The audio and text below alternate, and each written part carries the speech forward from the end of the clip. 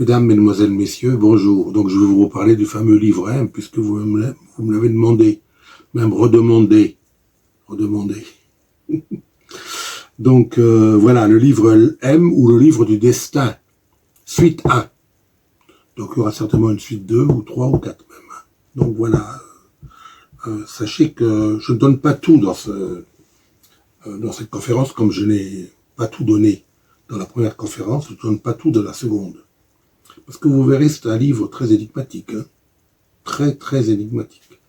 Donc j'ai écrit un texte, je vais vous le lire, et prenez-en, insufflez-vous une santé intellectuelle hors norme. Voilà, donc buvez mes paroles, car je pense que là, elles sont précieuses. Je ne sais pas s'il y a une deuxième personne en France, même en Europe, voire même dans le monde, qui peut vous parler du livre M, car que vous cherchiez dans Internet, qui pourtant donne des explications multiples, que vous cherchez dans Internet, vous ne trouverez pas. Le livre M reste mystérieux. Il est cryptographique, hein, donc difficilement déchiffrable. Je vous dirai qui l'a écrit et où il se trouve dans cette conférence. Donc, soyez aux aguets, intellectuellement, bien sûr. Voilà, donc je commence. Ce livre M est cryptographique, codé, voilé. Donc, difficilement interprétable.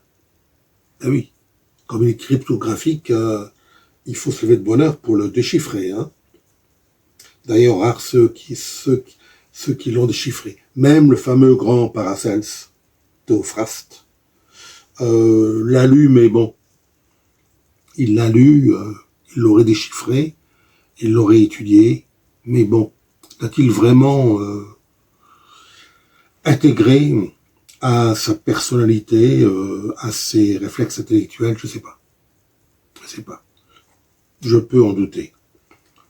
On ne peut se faire une idée exacte de ce livre, car celui-ci est pour ceux qui brûlent, pour ceux qui flambent, pour ceux qui agonisent chaque jour de ne pouvoir étreindre leur idéal.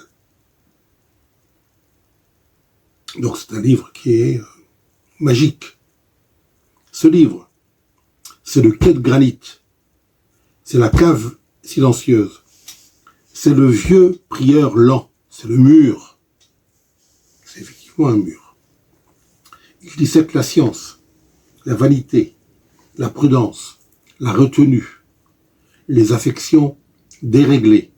Il rend impossible les espoirs impatients, les épanchements sur un cœur ami, les discours, le rôle indiscret. Il émonde, il échenille, il concentre très lentement, il apaise, il amène à l'apparence d'être un cadavre. Et lorsque toutes les flammes, tous les ouragans, tous les tonnerres dont le cœur de l'homme sont enfin ensevelis sous la cendre, engloutis dans le souverain silence, ce livre ouvre soudain la porte. Ah. Ce livre M est la santé parfaite pour le corps, la pierre philosophale pour la matière, la médecine universelle pour la thérapeutique, l'organon intégral du savoir, la monarchie universelle, la religion universelle, la fraternité universelle, car ce livre M est l'œuvre d'Elias Artista, d'Elias Artiste. Étudier ce livre, c'est posséder la pierre philosophale, la médecine universelle, l'élixir de longue vie. C'est connaître les vertus des simples, les secrets des dieux, les mystères des nombres, des signes et de la musique. Pour Paracels, le livre M est le seul livre fondamental avec la Bible.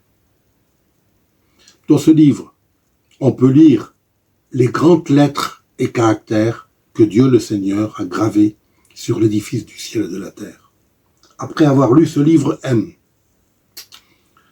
Paracels affirme que l'idée selon laquelle La nature est la clé de tout ce qui existe, qu'elle n'est pas un système mécanique, mais la réalité vivante avec laquelle l'homme doit entrer en dialogue dans un but de, entre guillemets, connaissance. CO-naissance. N-A-I-2-S-A-N-C-E. Autrement dit, après la lecture de ce livre, Paracels peut soigner et guérir. Ainsi, il tient la maladie par le cou, au moyen d'une chaîne puissante, portant dans l'autre main un flacon compte-gouttes très réduit, sur lequel est écrit qu'une goutte à peine est suffisante. Il se tient du côté de la boussole, car il guérit magnétiquement. Entre guillemets, beaucoup de remèdes peuvent être indiqués contre chaque maladie, disait-il. Effectivement, après avoir lu le livre M, il était proche de la pierre philosophale. Même peut-être l'avait-il dépassé. Je ne sais pas. Par conséquent, ce livre conduit à la science de tous les secrets, avec simplicité et sans phrases mystérieuses. C'est la transformation alchimique. Ce livre est la sagesse d'Adam, de Moïse et de Salomon. Donc ce livre M est la sagesse d'Adam, de Moïse et de Salomon. C'est pas peu. Mais ce livre mystérieux utilise un langage ésotérique du symbolisme et de l'écriture voilée. L'écriture voilée.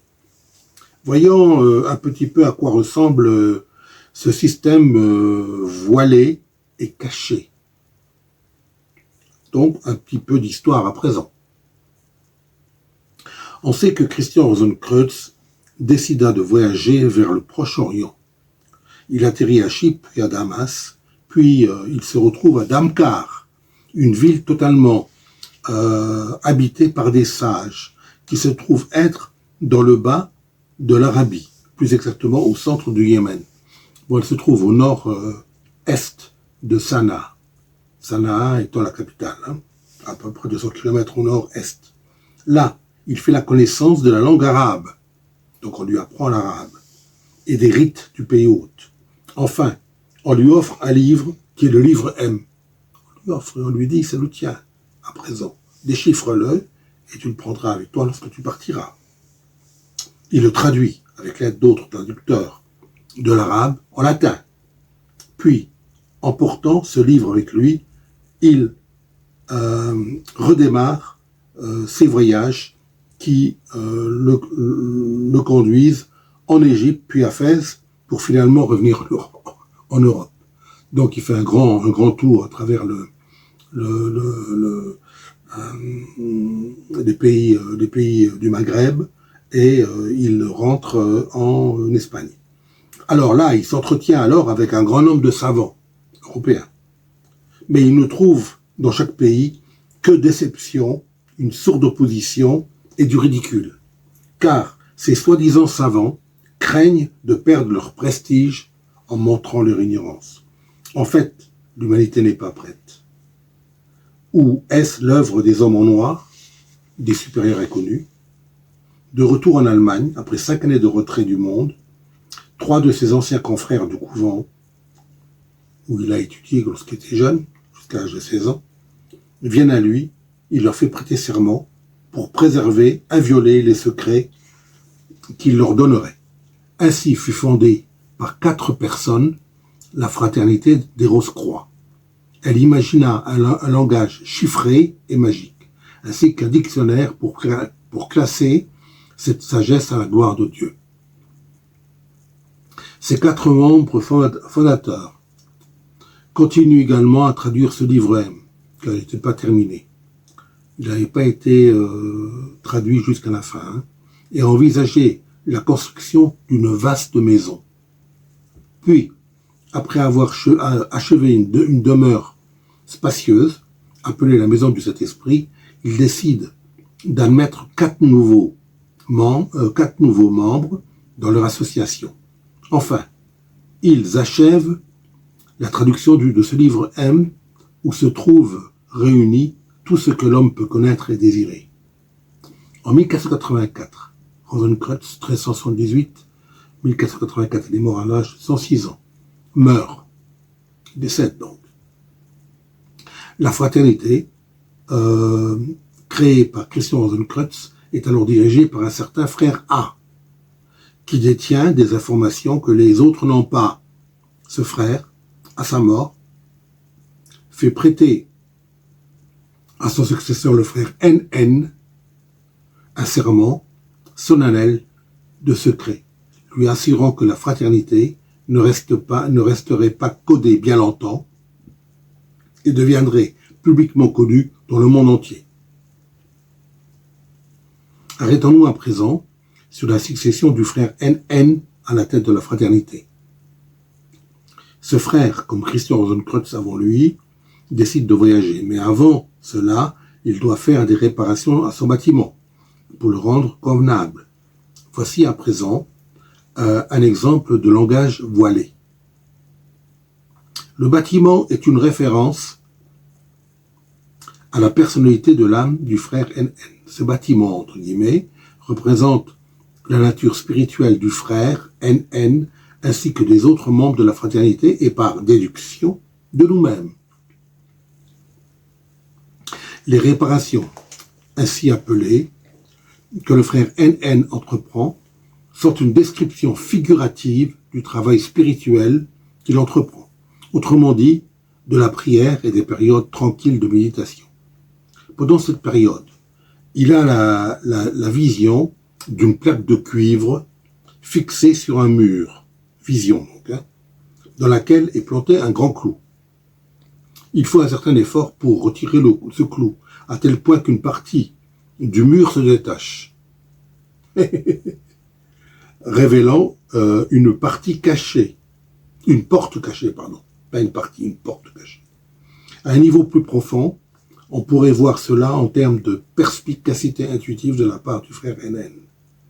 Notons que la lettre hébraïque Vav, V-A-W, est équivalente au mot clou, entre guillemets, que l'on peut mettre en relation avec le clou de la plaque de laiton que l'on vient de mentionner. En outre, cette lettre Vav correspond au 16e chemin de l'arbre kabbalistique. Voie associée non seulement à la traversée du voile de Paroquet, dont je vous ai parlé il y a longtemps, il y a 2 ans déjà, mais aussi lorsque l'on passe le voile de Paroquet, lorsque l'on passe les degrés 9, 8, 7, et que l'on parvient au 6, on a passé le voile de Paroquet. Mais aussi au signe astrologique, le taureau, le nombre 6, d'une manière plus significative pour nous. Le taureau est traditionnellement gouverné par Vénus. Le 6 et le 6, représentant des changements au sein de l'unité et donnant à toute histoire voilée sa dimension alchimique.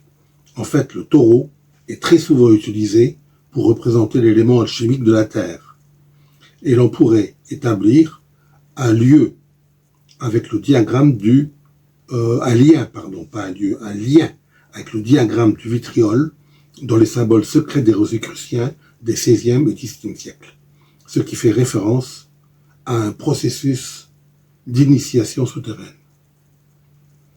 Dans le livre M, il est question d'une œuvre axée sur l'amour du Christ, mais d'un Christ qui n'a plus aucun rapport avec celui que prêchent les églises. Il s'agit ici d'un Christ de l'Église, non dogmatique des premiers siècles, car le Christ que nous connaissons est un Christ dogmatique. Il a été établi par les dogmes des différents conciles à partir de 325, à partir de Nicée. Donc c'est un Christ dogmatique. Ce livre M contient en effet tous les secrets de l'univers. C'est le livre qui traite à la fois de l'amour et de l'aimant. Cet aimant est le plus grand secret de l'alchimie, car il attire les puissances cosmiques et permet d'être en relation avec les secrets de l'univers. Il faut savoir qu'une fois rentré en Allemagne, Christian Rosenkreutz avait 3 frères qu'il a déjà connus dans un monastère d'origine. Ensemble, ils mettent un langage secret font des miracles, guérissent des maladies, recrutent de nouveaux membres. Évidemment, ces miracles peuvent être imputés qu'à la lecture de ce fameux livre M qui leur a fourni les matériaux capables de créer la pierre philosophale. Par ailleurs, parlant un peu de Paracels, qui lut ce livre, le livre M avec assiduité, il l'étudia avec persévérance. On murmure donc que Paracels avait une canne épée dans le pommeau de laquelle il cachait un remède alchimique très efficace. En fait, c'était de l'azote, le feu secret des alchimistes, qui libérait l'âme du corps. L'épée de Paracels a donc été forgée dans la chaleur du désir sexuel. C'est une épée de chair, et l'azote qui en sort par le pommeau est le mercure philosophique. D'ailleurs, dans l'alchimie indienne, le mercure est aussi appelé la semence de Shiva. Paracels connaissait aussi, après avoir étudié bien sûr le livre M, aussi des pratiques sexuelles secrètes à pratiquer avant le sommeil, qui pouvaient détacher le corps végétal du corps matériel, et était capable aussi d'aider d'autres esprits à venir sur Terre et lui apparaître en rêve. Il évoqua d'ailleurs à ce sujet des incubes et des succubes, démons masculins et féminins, abusant des gens durant leur sommeil, qui se nourrissaient des missions nocturnes. Paracels était un prophète et, à la fin de sa vie, tout comme Joachim de Flore, il prophétisa le retour du troisième Élie, le premier étant celui de l'Ancien Testament, celui qui a été avec Enoch, après Enoch, qui a été élevé au ciel sur un char. Le second, personnifié par la stature de Jean le Baptiste, qui réunirait et rétablirait toutes choses. Donc, la venue du troisième Élie artiste. D'ailleurs, le livre M n'avait-il pas été écrit par Elias Artista, Élie artiste, donc par Dieu. Paracels fut sans doute le plus grand archétype du mage qui n'ait jamais existé depuis Zarathustra. Paracels, ce célèbre magicien, entouré d'instruments alchimiques, convoquait au milieu des éclairs la lumière des êtres désincarnés grâce à des pentacles dessinés à la craie sur le sol. Enfin, le livre M, livre du monde ou livre du destin, contient l'histoire passée et future du monde. Après la lecture de ce livre, l'adepte peut se rendre invisible. C'est lire dans les esprits, comprendre toutes les langues et peut même projeter des images vivantes de lui-même ou communiquer à grande distance. Ces dons sont ceux du Saint-Esprit, qui dépassent le grand œuvre alchimique, c'est-à-dire la réalisation de la pierre philosophale, qui permet la transmutation des métaux vils en métaux nobles, comme l'argent, l'or. Il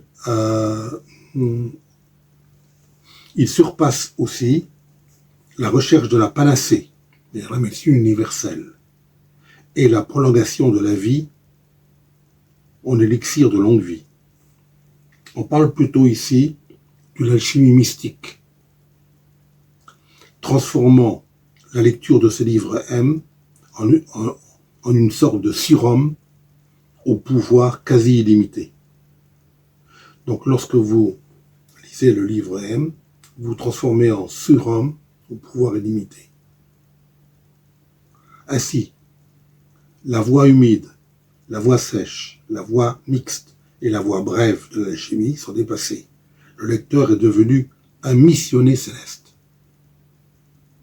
Mais ne croyez pas que la lecture de ce livre est simple. La connaissance de la materia prima propre à l'œuvre alchimique, de l'agent primordial et du feu secret ne sont plus primordiaux, car il faut être un excellent artiste, un parfait équilibriste, pour obtenir la précieuse pierre philosophale par l'étude d'un simple texte. Beaucoup s'y sont frottés, mais s'y sont cassés les dents, comme un peu notre grand Paracelse. Il a lu ce livre, mais en a-t-il tiré l'essence même, la substantifique moelle de ce livre? J'en doute.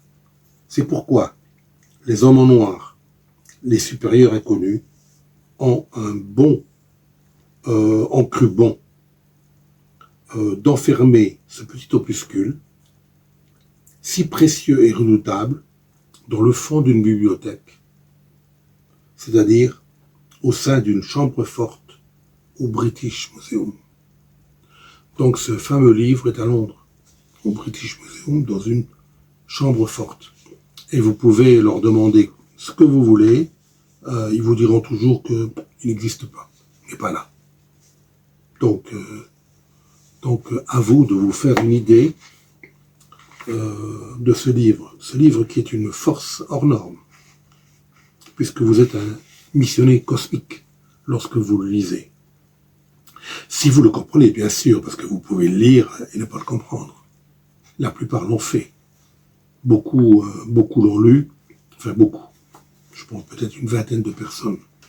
Depuis que on a parlé de la première apparition de ce livre, on en parle en 1614, dans la Fama Fraternitatis. On raconte l'histoire de ce livre. Non, on ne parle pas beaucoup de livret, mais on dit qu'il a existé. Il appartenait à des Arabes, à des sages arabes, à Damkar, au Yémen. Mais ils l'ont reçu. Ils l'ont reçu d'où? Ils l'ont reçu de l'Égypte ancienne, de Toutmosis et d'Amenhotep IV, le fameux Toutankhamon, plutôt Akhenaton.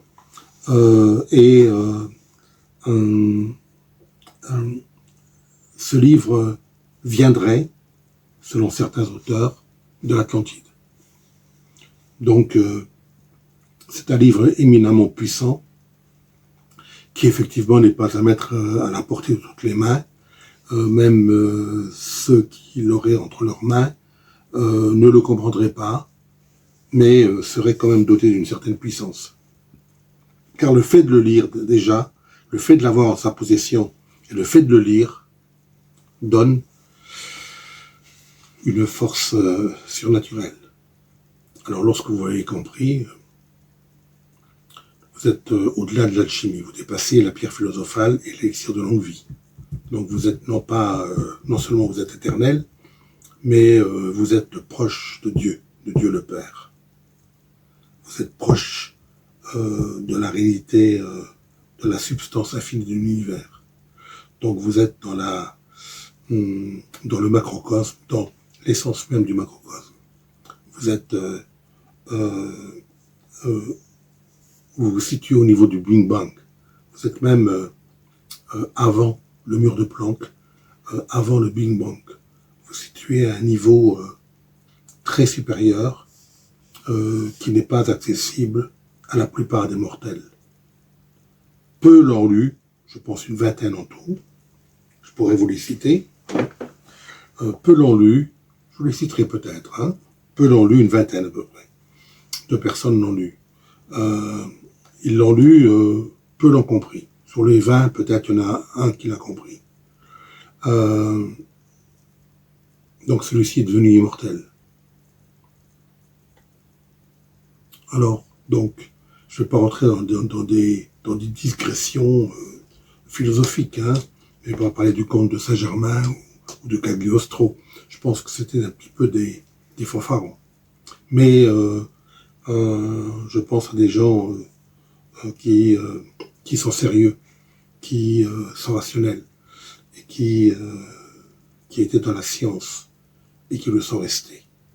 Mais je vous en parlerai plus tard, dans les prochaines conférences. Merci de m'avoir écouté, et à très très bientôt.